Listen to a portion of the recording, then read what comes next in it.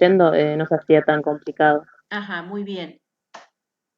Sí, muchas inclusive vieron que había como una reiteración por allí, eh, en relación a muchas temáticas que por ahí vieron que hay una parte donde aborda la cuestión de la niñez, que todas estas cosas también nosotros lo habíamos visto. Así que muchas ya le habrán parecido bastante familiares. Bueno, les paso así espera que voy a cerrar la que tenía de la otra diapositiva, hacia la compu. Entonces, como hago siempre, tengo algunas diapositivas para que nos ayuden Profe, ¿está grabando la clase? esperen que vamos a presentar entonces.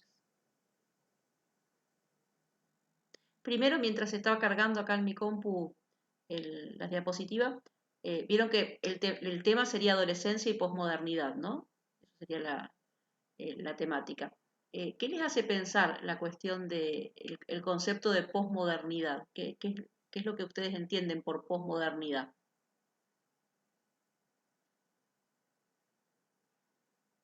¿Alguno escuchó? A lo mejor por ahí en la escuela o algo escuchó el término posmodernidad.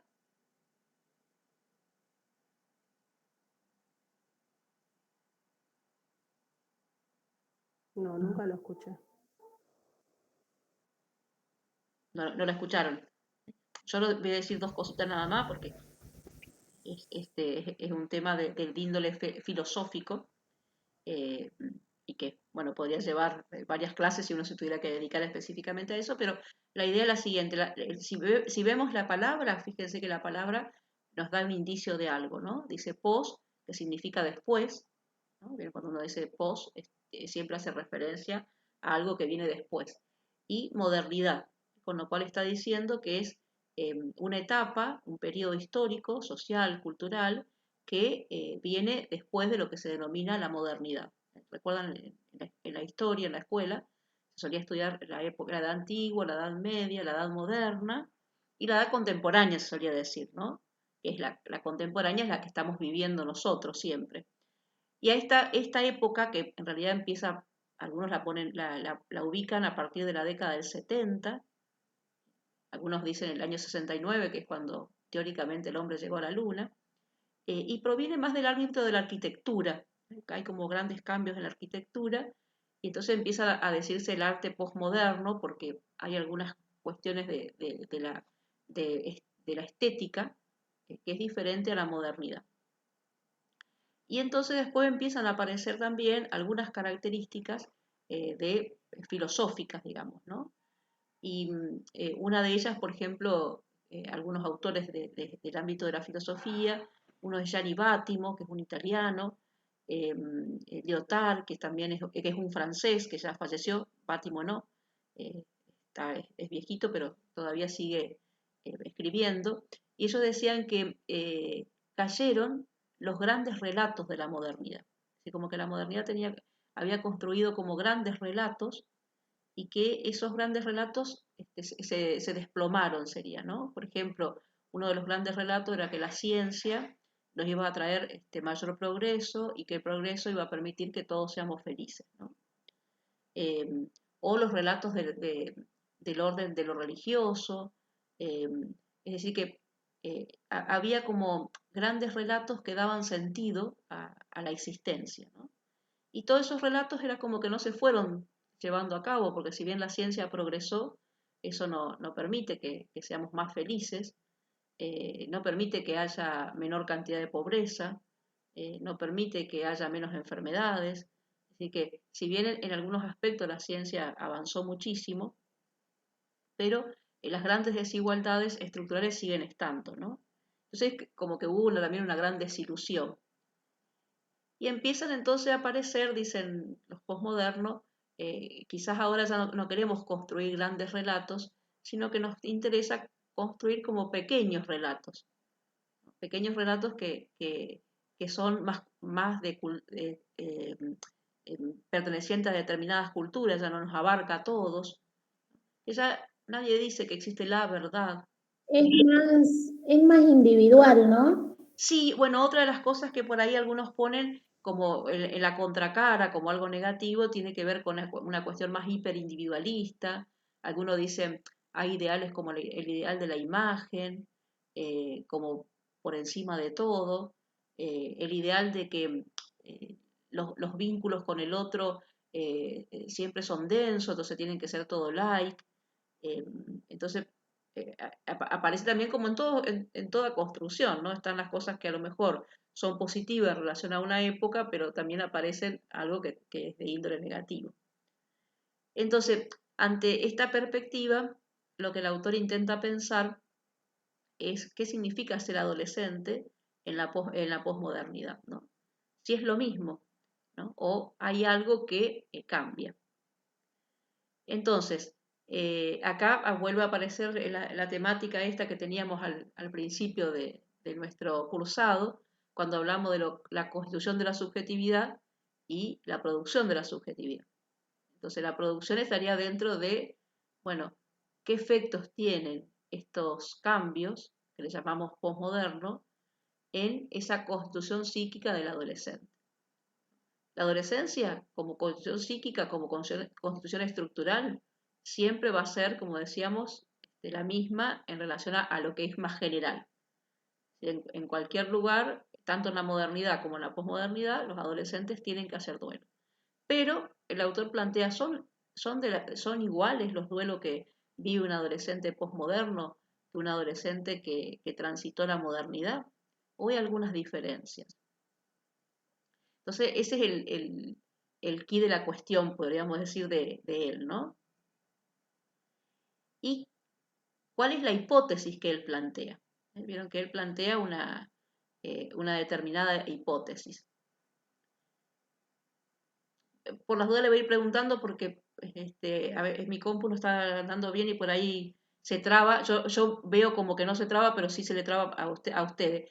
¿Están viendo esta imagen que dice por qué pensar la adolescencia en la posmodernidad? Sí. Ah, bien. Sí, profe, se ve. Porque el sábado estaba dando clase con Sí, profe. otros alumnos y cuando yo pasaba la diapositiva, a la siguiente no la veían. Y probablemente ha sido una cuestión de mi computadora. El que tienen acá es el Obiols, que ya falleció. Este librito es bastante, no es tan moderno, digamos. Fue escrito hará unos 20 años seguro atrás. Tiene algunas cosas para rescatar, por eso se los di. Hay otras cosas que es para discutir. Pero bueno, acá está Obiols y la hipótesis que él pone es que, dice, la posmodernidad propone a la adolescencia como modelo social y a partir de esto se adolescentiza a la sociedad misma. Esa es la hipótesis de él para poder escribir, es todo un libro el que escribió, ¿no? Yo solamente les leí el capítulo 2. ¿Qué significa esto? Que él dice que en la modernidad el modelo social era el adulto. Es decir, todos queríamos llegar a ser adultos. Y eso es a donde uno había que llegar. Por lo tanto, la adolescencia era una etapa transitoria y que había que pasarla. Creo que en el video había una de las chicas que dijo algo de eso, ¿no? Hay que disfrutarla porque dura poco tiempo, una cosa así dijo, no sé si lo recuerdan. Tenían esa idea, ¿no? De que la adolescencia es algo que se transita, que no dura toda la vida y que después implica insertarse dentro de otro mundo, que es el mundo del adulto, ¿no? Que también, como toda etapa de la vida, tiene sus cosas positivas y sus cosas negativas, ¿no? Y entonces hay otro autor, él nombra a un psicólogo que dice lo siguiente: cabe sospechar que en la postrimería de la modernidad, la adolescencia ha dejado o está dejando de ser una etapa del ciclo vital, para convertirse en un modo de ser que amenaza por envolver a la totalidad del cuerpo social. Es decir, que acá aparece esto que también hablábamos en la clase pasada, entre el estar y el ser. Este autor dice, pareciera como que la adolescencia ha dejado de ser algo en el cual uno está en forma transitoria, necesaria para poder prepararse para la vida adulta, y se ha convertido, dice, en un modo de ser. Es decir, que todo el mundo quiere ser adolescente, ¿no? Nadie quiere salir de esa etapa. Esto es un poco lo que el libro plantea como decir, la hipótesis, y a su vez él trae este pensamiento como para de alguna forma argumentar su hipótesis. Y ahora les pregunto a ustedes, ¿qué les parece? ¿Será así? ¿Qué es lo que ustedes, algunos deben estar todavía en la adolescencia, o al menos saliendo o estar en la tercera etapa de la adolescencia, porque son jovencitos? Pero, ¿les parece que es así esto que dice de que la sociedad sea adolescenta? Ay, me sale la palabra. Se ha vuelto adolescente. Sí, profe, me parece que sí. Ajá. Yo lo digo aunque sea por mi caso, yo tengo 37 años, tengo 2 hijos y tengo una tendencia a no querer crecer, yo creo, a querer continuar, digamos, con la vida que uno tenía sin responsabilidades y bueno, o lo que decía usted antes de cortar con esto de los padres, como que siento que, bueno, al menos en mi caso, es lo que más me cuesta. O sea, tenía que haberme puesto a estudiar todo esto antes de gastar tantos años en terapia, porque usted hablaba y yo iba sintiendo que, nada, esas cosas. Cuesta cortar o salir de la zona de confort, de donde uno está cómodo, para crecer, pero bueno. Sí, que en realidad el corte con los papás, por supuesto, no tiene que ver con el abandono de los padres, ¿no? Sino tener una posición diferente con los padres, ¿no? Algunos dicen, Sí. dejar de ser una niña o un niño para poder ser hijo o hija, ¿no? Porque hijo o hija no significa que uno lo haga desde la posición de niño o niña. Entonces a veces cuesta poder dejar la posición de niño o niña con los padres, ¿no? Y esperar que siempre sean los que estén ahí, que nos resolucionen algunas dificultades, etcétera, ¿no? Entonces la cuestión es cómo tenemos una posición diferente en relación a nuestros padres. Esa sería un poco la cuestión. Sí, Juliana, que levantaba la mano, y Sonia. No sé si quiere Juliana y después Sonia. A mí Sí. en particular lo que me pasó fue que, bueno, culminé mis estudios, terminé la secundaria, todo, y bueno, fue como papá y mamá te ayudaron hasta acá y ahora solita mi alma.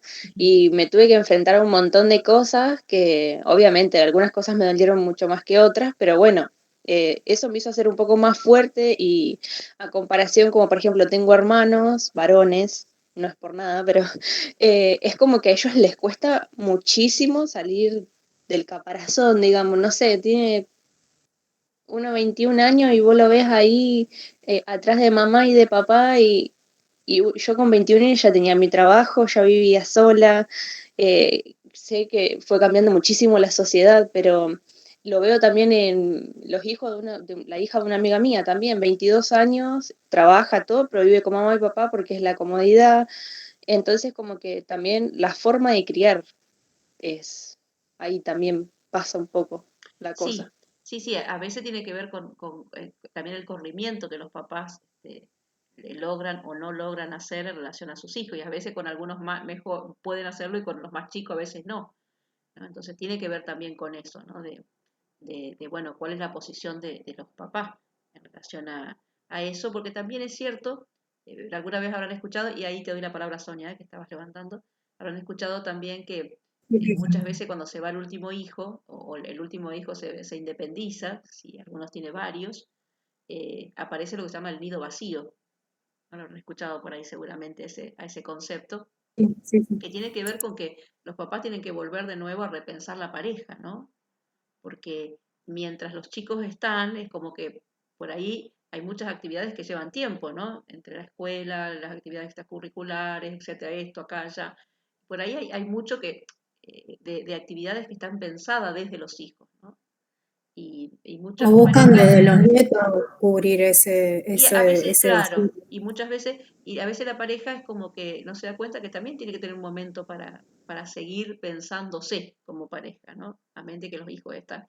Se va eso olvidando y bueno, cuando los hijos se van es como que son dos desconocidos que están allí, ¿no? Porque ahora no están los chicos para ocuparse. ¿De qué nos ocupamos, no? Se abre un interrogante también a eso. Sonia, vos ibas a decir algo. Claro, yo decía, por ejemplo, que también no sé si es tanto la separación física con los padres, porque a veces también hay un tema económico. Es más la incapacidad de asumir responsabilidades o de resolución de problemas. Y con Sí, respecto al nido vacío, hay padres que suplen ese vacío que sienten con los hijos, con los nietos. sí, muchas veces pasa eso y esto que vos decías es cierto, a veces, inclusive a veces puede haber separación física y no psíquica, ¿no? Es decir, física puede ser que vivan en lugares distintos, casas distintas, pero la cuestión psíquica a lo mejor le pregunto a mamá o a papá para ver cómo hago para resolver esto, qué sé yo. Y a lo mejor físicamente no están en la misma casa. Lo más difícil es la separación psíquica. A veces la física tiene que ver con cuestiones económicas, puede tener que ver con varias, ¿no? Pero la cuestión es que si uno puede hacer un corte de lo psíquico, también a veces se le ingenia para que lo físico, es decir, esa separación física aparezca. Sí, y ahora. Profe, yo escuchando a las compañeras que estaban contando desde su vida, digamos, la experiencia, a mí me pasa con mis viejos que yo estuve conviviendo durante 2 años, que estuve de novia conviviendo durante 2 años, y bueno, en septiembre me separé y me volví de mis viejos a vivir. Y yo noto como que ellos, claro, soltaron, siempre trabajé hace los 16 años que trabajo y tengo 24. Y claro, siempre está el tema de que soy y fui siempre muy independiente. Ujú. Pero cuando es como que eso se potenció cuando empecé a convivir, ¿no? Cuando me vuelvo a mi casa, ahora es como que noto a mis viejos que no saben, y también me pasa a mí, obviamente, que no sabemos qué tipo de relación tenemos que tener, Claro. ¿viste? Está como que ellos no saben hasta qué punto ayudarte, yo no sé hasta qué punto pedir ayuda, porque obviamente sigo necesitando ayuda, pero no solamente, a ver, no voy a lo económico. Hablo, viste, desde el habla, desde sentarnos Ujú. a charlar, desde contar el punto de vista, o qué por ahí decir en casa, che, esto no me gusta, esto me molesta, y también de parte de ellos. Es como que tengo 24 años, pero como que en un montón de cosas para ellos sigo siendo un adolescente y ellos no sueltan, viste, el tema de como que te ven como una niña todavía y a la vez no, porque te soltaron hace un montón de tiempo el hecho de decir, bueno, ya estás grande, estás independiente, esto fíjate cómo lo vas a manejar vos, fíjate esto, y para un montón de cosas como que se sigue necesitando, qué sé yo. Yo soy por ahí muy mamenga y me cuesta el tema también de soltar eso. Creo que nos pasa a todos Sí, sí, que ese, en realidad ese corte. la cuestión no pasa por, pues, que uno siempre va a necesitar de los padres hasta que los pueda tener, ¿no? Y siempre va a tener que ver con necesitar a lo mejor esto que vos decías, la charla, el cariño, el afecto, siempre y cuando el vínculo haya sido bueno, por supuesto, ¿no? Estamos hablando desde ese lugar. Eh, pero indudablemente después hay cierto posicionamiento que uno tiene como adulto, que ya no es, bueno, si tengo que tal cosa, le digo que si no lo hago, si no lo consulto con.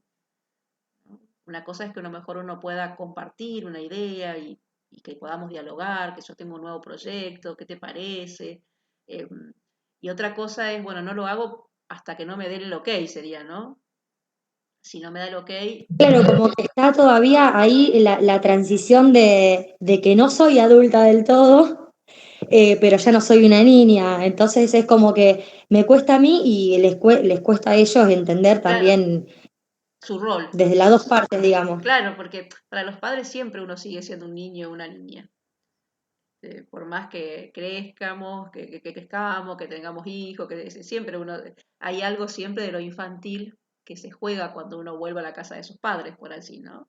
Pero bueno, está dentro de eso. Una cosa es que haya algo de lo infantil que se juegue cuando uno vuelve a las casas de los padres y otra cosa es ser infantil. ¿no? En la vida cotidiana. Claro, tal cual, exactamente. Chicos, bueno, no sé si había algún otro comentario por ahí de los que habían levantado la mano que no, yo no los haya visto.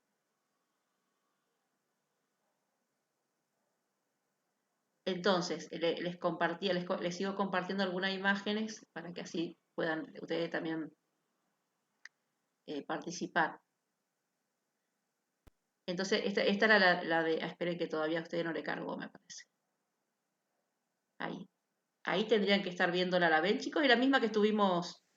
Sí, profe, Sí, se ve, profe. Perfecto. Entonces, esta, decíamos, es la hipótesis del autor y lo que,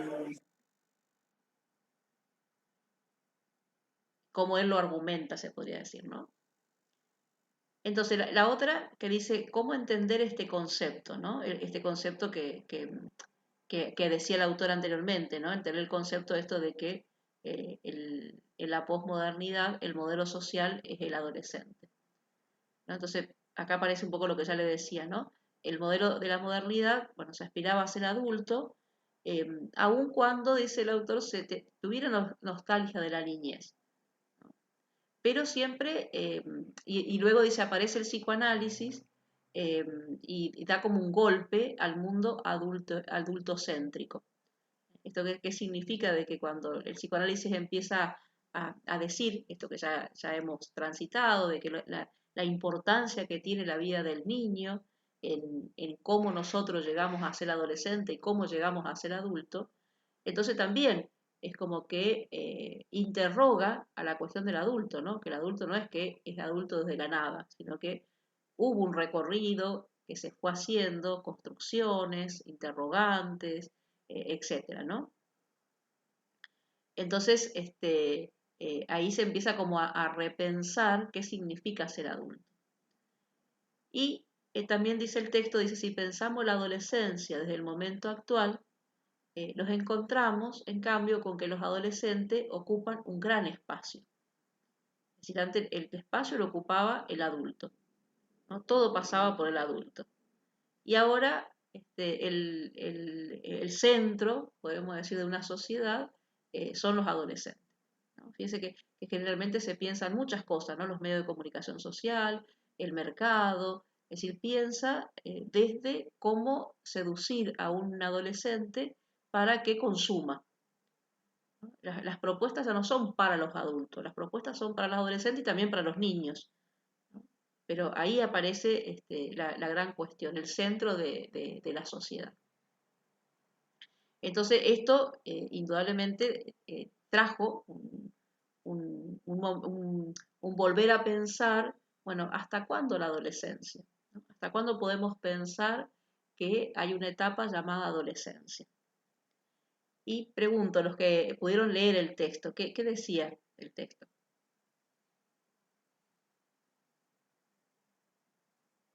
Bueno, que según los autores lo que proponían, y bueno, y algunos hablaban de que no hay una etapa, o sea, una edad determinada, sino que depende de varios factores.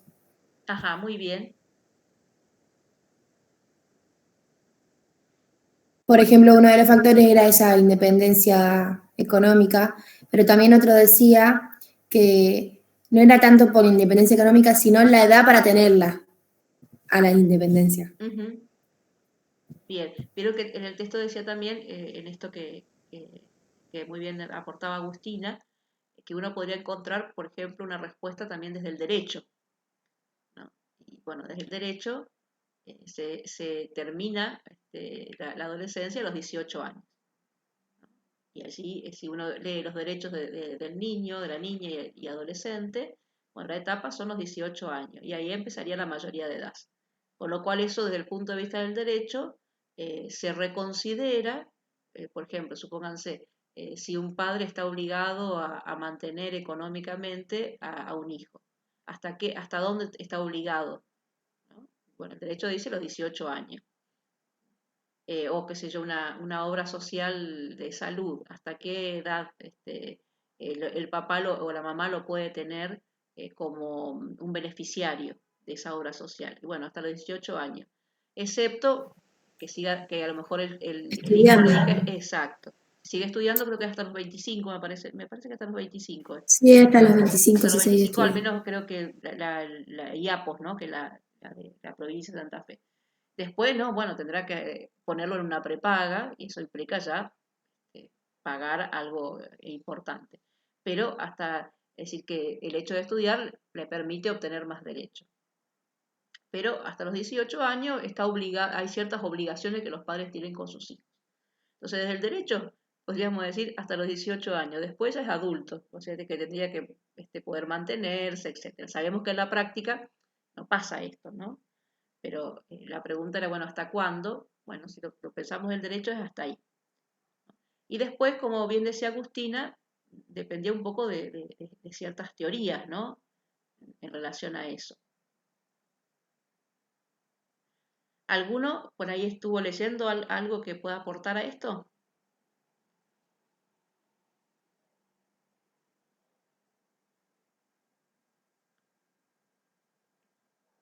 Entonces, ¿ahí están viendo, chicos, esta nueva diapositiva? Sí, Sí, profesora. profe. Bien, entonces François Dolto, que ahí varias veces la menciona, era una psicoanalista francesa, y creo que le había comentado, no recuerdo si le comenté, que tiene un libro que escribió un libro que se llama El complejo de la langosta, creo que le comenté, no sé si la clase pasada o alguna de las clases, se llama así El complejo de la langosta, y ella hace una referencia a cómo la langosta de mar eh, pierde la piel y después se queda en carne viva y tiene que reconstruir esa piel, ¿no? Y ella hace una analogía entre el niño que entra a la pubertad, como que pierde la piel de niño y entra como en carne viva, ¿no? A la pubertad. Y entonces el periodo de la pubertad, luego la adolescencia, tiene que ver con esa reconstrucción de esa nueva piel, que le va a permitir una nueva identidad. Por eso necesita de ese contexto de protección, de cuidado, de habilitación, para que sea, como decía Erickson, una moratoria social que le permita hacer esa construcción, ¿no? Entonces, ella dice, el estado de adolescencia se prolonga según las proyecciones que los jóvenes reciben de los adultos y según lo que la sociedad les impone como límite de exploración. Los adultos están ahí para ayudar a un joven a entrar en las responsabilidades y a no ser lo que se llama un adolescente retrasado, ¿no? Acá retrasado significa un adolescente que permanezca en estado de adolescencia, ¿no? ¿Qué les parece que está diciendo acá François Dolto?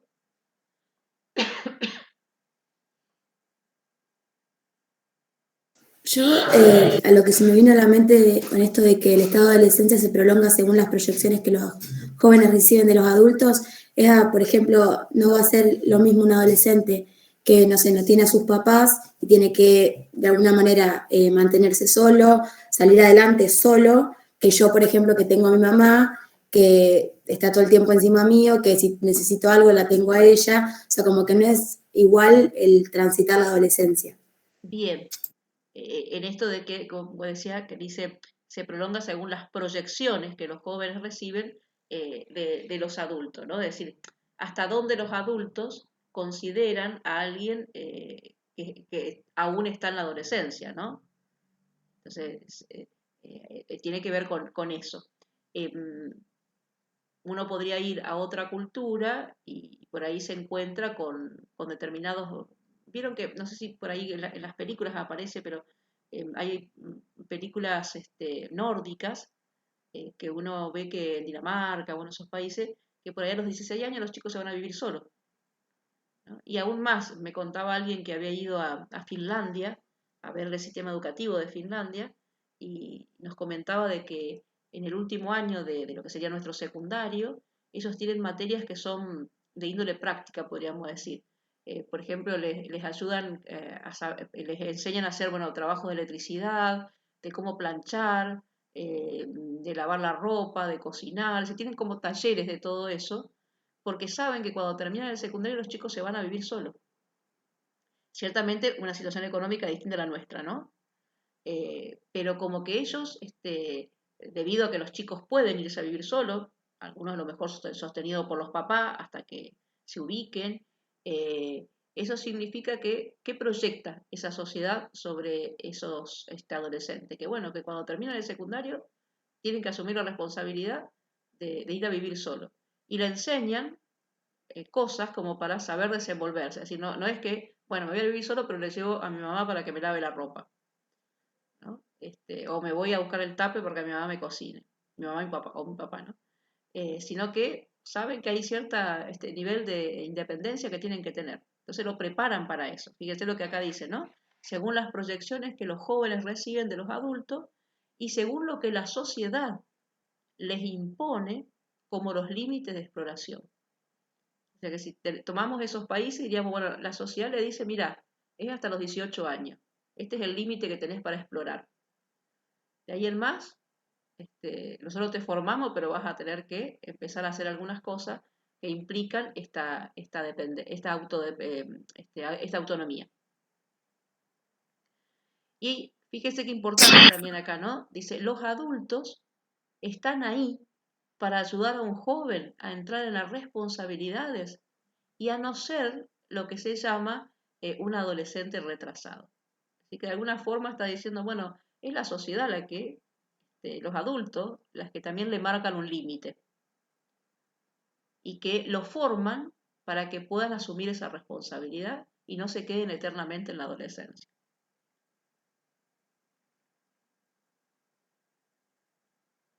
Entonces, Profe, sí, lo que tiene de diferente es la sociedad en sí. Pues si vos te pones a pensar, hace muchos años atrás el adolescente terminaba la secundaria o algunos ni lo hacían y ya salían a trabajar. Hoy por hoy, uno que espera para los hijos, la capacitación, es decir, los años de facultad o lo que ellos encuentren en su camino como para poder salir al ámbito laboral, más allá de que a veces tengan trabajos, como quien dice, medio pelo como para poder sostenerse. Y si vamos a nivel económico, yo tengo una hija de 19 años y hoy por hoy ni pensar de que se pudiera independizar, porque tenés que contar alquiler, claro, por eso.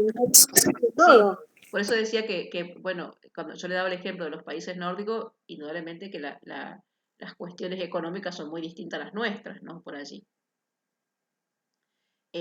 Quizás esto que vos decías, las sociedades modernas, no se necesitaba para ingresar al mundo del trabajo tanta especialización, ¿no? Hoy entrar al mundo del trabajo significa tener una cierta formación y que con la escuela secundaria por ahí no te alcanza, ¿no? Antes a lo mejor no se tenía terminada la escuela secundaria y se entraba a trabajar.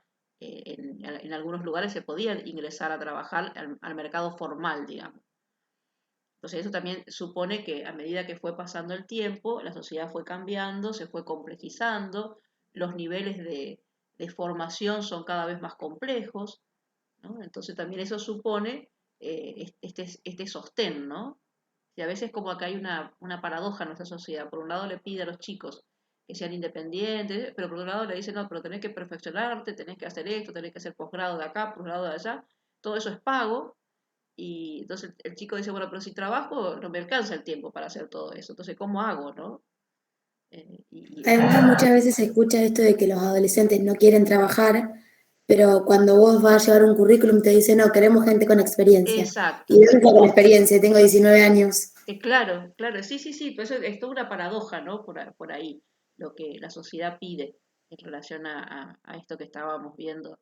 Quizás las sociedades antes no eran tan complejas como las de ahora, entonces había otros modos de existencia.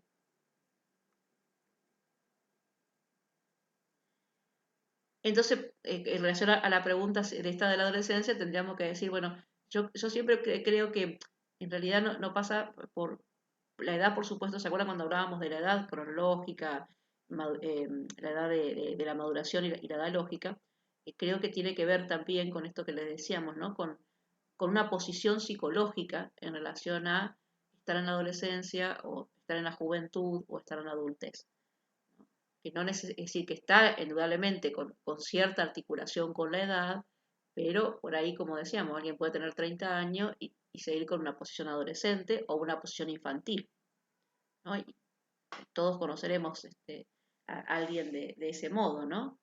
Entonces tiene que ver con esos procesos que permiten tener una posición diferente a cuando uno era niño o cuando uno era adolescente, bueno, en los que están en la juventud. Que, bueno, asumir una responsabilidad, bueno, el que está estudiando está asumiendo una responsabilidad, ¿no? Que significa que está proyectando para algo diferente y ya no está en la adolescencia, sino que está formándose para insertarse luego en lo social.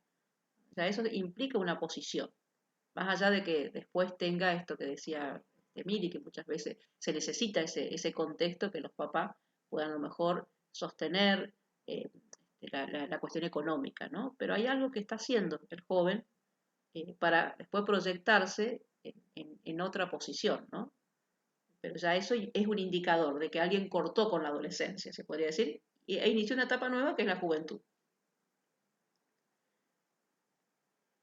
Entonces, con respecto a si hay duelo de la posmodernidad, ¿qué es lo que pudieron leer de eso?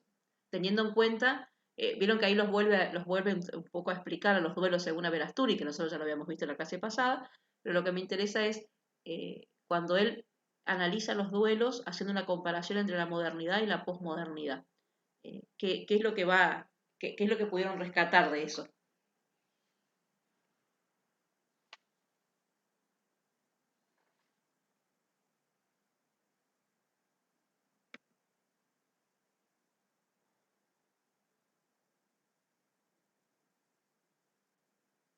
Vamos, yo lo puse en el mismo orden que estaba en el libro, en el texto de ustedes, ¿no? En la fotocopia.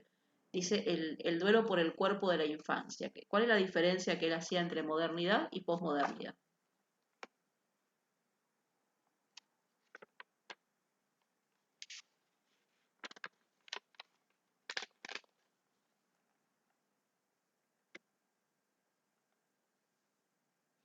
¿Llegaron hasta ahí? Cuéntenme, ¿eh? Si habían llegado hasta ahí esa la lectura, porque era un poquito larga el texto. Bueno, Cintia.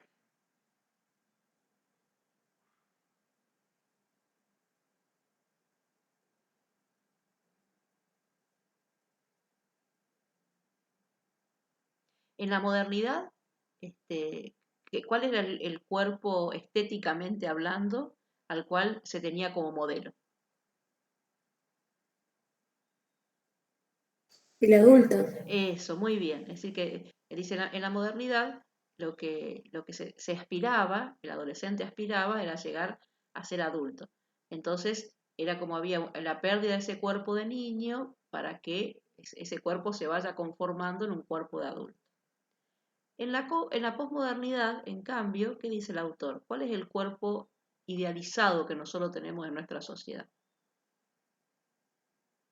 Es el cuerpo El del... adolescente. Exacto. Entonces, él hace este análisis, ¿no? Dice, bueno, hoy lo que se idealiza es el cuerpo adolescente. Todos quieren tener el mismo cuerpo que tienen los adolescentes.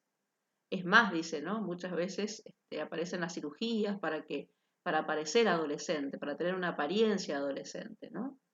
Y pone una frase que era muy típica de la modernidad, que probablemente los que son muy jovencitos no la hayan escuchado nunca, que se decía juventud divino tesoro, en el sentido de que era un tesoro porque duraba poco tiempo, ¿no? La juventud o la adolescencia. Ya había que empezar después a ser adulto. Entonces era algo que se atesoraba y era muy valioso, porque había que modificar. En cambio acá dice, no, en realidad ese divino tesoro se trata de alargar eternamente.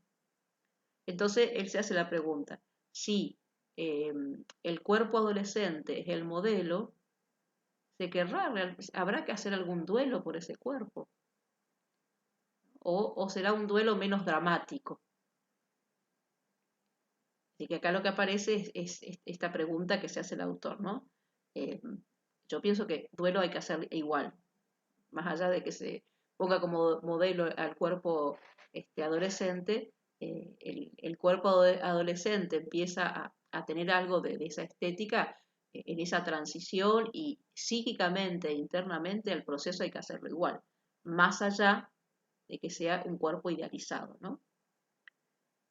La otra cuestión tiene que ver con el duelo de los padres de la infancia, dice, ¿no? Y acá aparece algo de lo que ya habíamos comentado.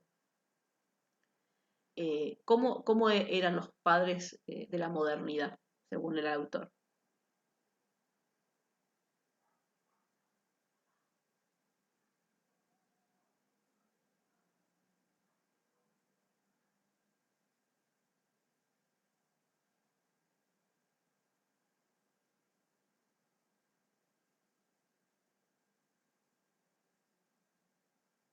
¿Se veía la diferencia entre el adulto y según lo que ustedes han escuchado, a lo mejor no, los más grandes de sus abuelos, los otros lo digo de sus abuelos porque deben ser también algunos que tengan abuelos, deben ser relativamente jóvenes, los abuelos que tienen, pero quizás, eh, pero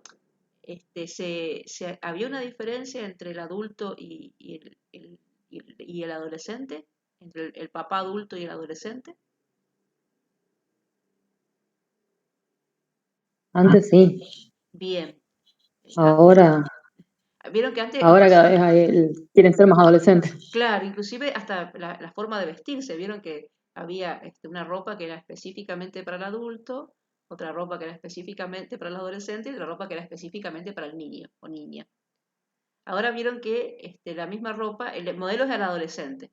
Y de ahí los chicos, los niños y niñas se visten como los adolescentes y los adultos también se visten como adolescentes.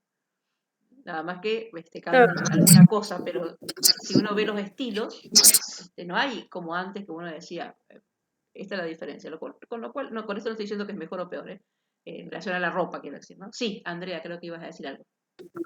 Que en el texto expresa el hecho de que, por ejemplo, socialmente o a lo que es a la publicidad y demás, se hace todo desde el modo adolescente, es decir, desde, como decía recién, desde la ropa hasta la música que se escucha, todo como que ya socialmente se inculca de ese modo. Exacto. Inclusive una vez se ve, a lo mejor no les pasa a ustedes, pero por ahí en otros ámbitos, como muchas veces el lugar de diversión, el boliche, muchas veces están los adultos que quieren ser adolescentes y los adolescentes, ¿no? También se suele ver, ustedes a lo mejor siendo adolescentes podrán haber visto que por ahí los adolescentes le dicen de otros nombres a esos adultos que están ahí eh, haciéndose los adolescentes, ¿no? En un lugar que es para adolescentes. Como que hay hasta una cierta competencia a veces con los hijos, ¿no? Con lo cual, entonces el autor plantea esto, ¿no? Padres dice que son jóvenes y que quieren tener esa juventud el mayor tiempo posible. Entonces, teniendo en cuenta esto que decía, hay una parte donde habla Erickson de que los adultos antes eran como un frontón, decía, ¿no? Como un frontón donde el adolescente practicaba sus tiros, ¿no? Y que de alguna forma era una metáfora de decir, bueno, se enfrentaba con el adulto le ponía su límite, hasta dónde, también se desgastaba, porque ser padre y decir que no desgasta, pero permite que el adolescente vaya pudiendo adquirir ciertas responsabilidades, ¿no? Entonces también acá el texto se pregunta, ¿no? Si realmente se puede hacer un duelo por los padres de la infancia, si muchas veces los padres siguen siendo infantiles, ¿no? O siguen siendo adolescentes, o siguen dejando a sus hijos desprotegidos, por así, ¿no? Una vez un adolescente me dijo, tenía un papá así tiene, pero hace mucho tiempo atrás, y me decía esto de que tenía 14 años, 14 o 15 tenía. Y el papá era de estos que se vestían como adolescentes, iba a los boliches, etc. Y entonces me decía, bueno, yo tengo que ser el padre de mi padre. Así lo expresó, yo tengo que ser el padre de mi padre. Y esto que decía ahora ya es una persona adulta, este chico, es lo que le suele pasar a algunos adolescentes, ¿no? Chicos, y digo lo último porque ya estamos, faltan dos o tres minutitos.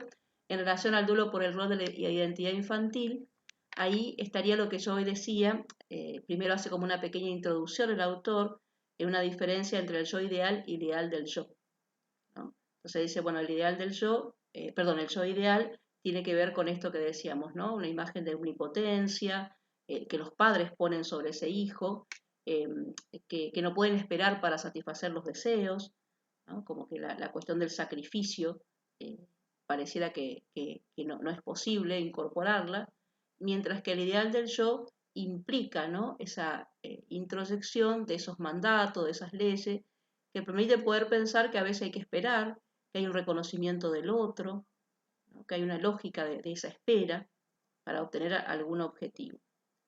Entonces él se pregunta, ¿qué pasa cuando una sociedad lo deja a los adolescentes en el yo ideal en lugar de formarlo o formar ese ideal del yo? Entonces se hace indudablemente que los deja en una situación infantil, ¿no? En una situación de esto que decía hoy François Dolto, de ayudarlos a asumir responsabilidades. Bueno, corto acá porque cualquier cosa la clase que viene retomamos un poquito, pero no quiero demorarlos. No sé si ustedes tienen clase con otra profe o...